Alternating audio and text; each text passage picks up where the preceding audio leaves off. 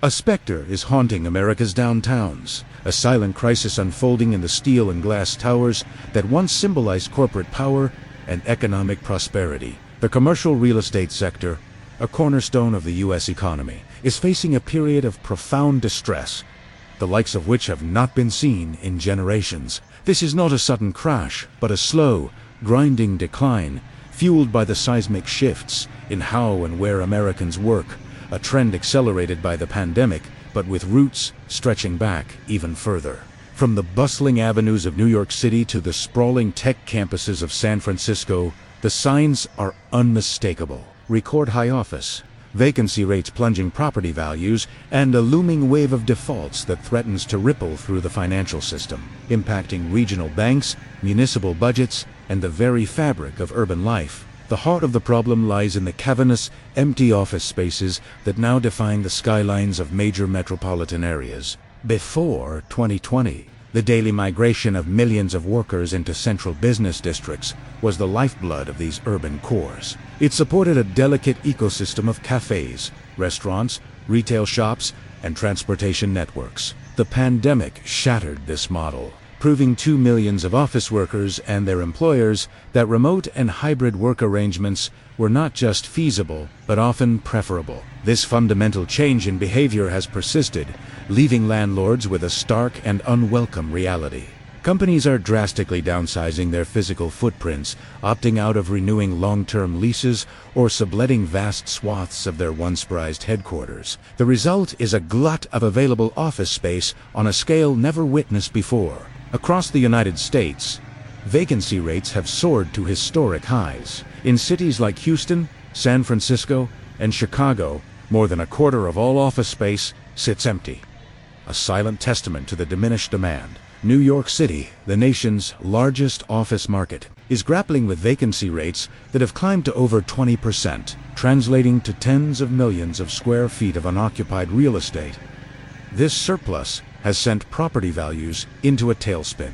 Buildings that were once valued at hundreds of millions, or even billions of dollars, have seen their worth slashed by 30%, 40%, or in some extreme cases, more than 50%. The iconic office tower, long considered a blue-chip investment, has become a depreciating asset, a liability for its owners who are now facing a brutal financial reckoning. This precipitous drop in value is creating a perfect storm for property owners and their lenders. A significant portion of the commercial real estate market is financed through loans that are set to mature in the coming years. Approximately $1.5 trillion in commercial real estate debt is scheduled to come due by the end of 2025.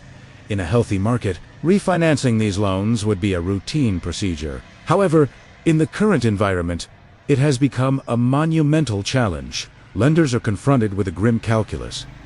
The underlying asset, the office building itself, is now worth substantially less than the outstanding loan balance. At the same time, the building's income stream from tenant rent has dwindled due to high vacancies. This toxic combination makes it nearly impossible for many owners to secure new financing under favorable or even viable terms. The consequence is a rapidly escalating crisis of defaults. Property owners unable to cover their mortgage payments or refinance their debt are increasingly being forced to hand the keys back to their lenders. Major real estate investment trusts and private equity giants, who once aggressively pursued these trophy assets, are now strategically defaulting on loans for underperforming properties, choosing to cut their losses rather than pour more capital into a sinking ship. This wave of jingle mail, as it's grimly known in the industry, places immense pressure on the banking sector, particularly on small and mid-sized regional banks. These institutions hold a disproportionately large share of commercial real estate loans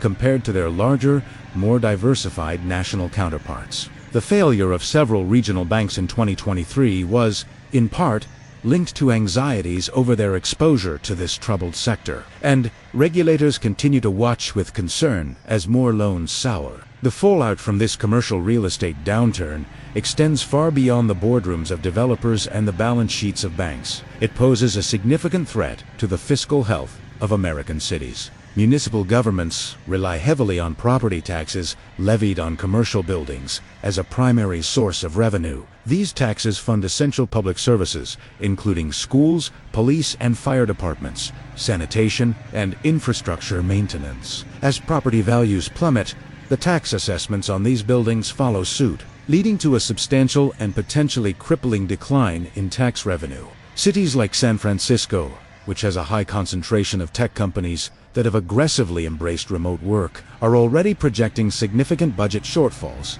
directly attributable to the shrinking value of their commercial core. This forces city leaders into a difficult position, compelling them to consider painful budget cuts, tax hikes on residents, or a combination of both, further straining the social and economic fabric of the urban environment. Furthermore, the emptiness of downtown office districts creates a vicious cycle of urban decay.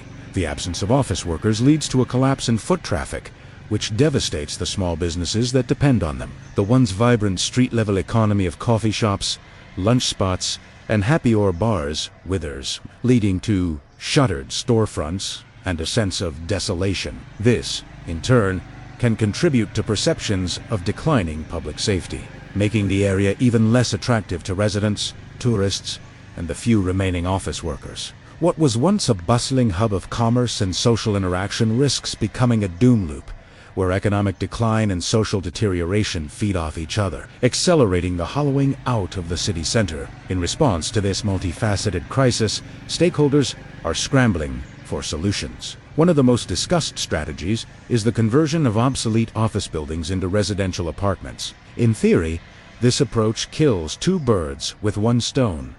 It addresses the severe housing shortage in many urban areas, while breathing new life and 24/7 activity into moribund business districts. However, the practical realities of such conversions are immensely complex and expensive. The floor plans of office buildings, with their deep cores and limited window access, are not easily adapted to residential layouts. The costs of retrofitting plumbing, electrical, and ventilation systems can be prohibitive, often making new construction a more economically viable option. While some successful conversions have been completed, they are unlikely to be a panacea capable of absorbing the sheer volume of vacant office space on the market. Other proposed solutions include transforming office towers into vertical farms, data centers, or medical facilities. Cities are also exploring policy incentives to encourage a return to the office, such as tax breaks for companies that maintain a strong physical presence and investing in public realm improvements to make downtown areas more attractive destinations for work and leisure. However, these efforts run up against the powerful and likely permanent shift in work culture. The 5-day-week in-office mandate appears to be a relic of the past for a large segment of the workforce. The challenge for cities and developers is no longer about restoring the pre-pandemic status quo, but about reimagining the very purpose of a central business district in the 21st century. The distress in the U.S. commercial real estate market is a slow-motion crisis with far-reaching implications.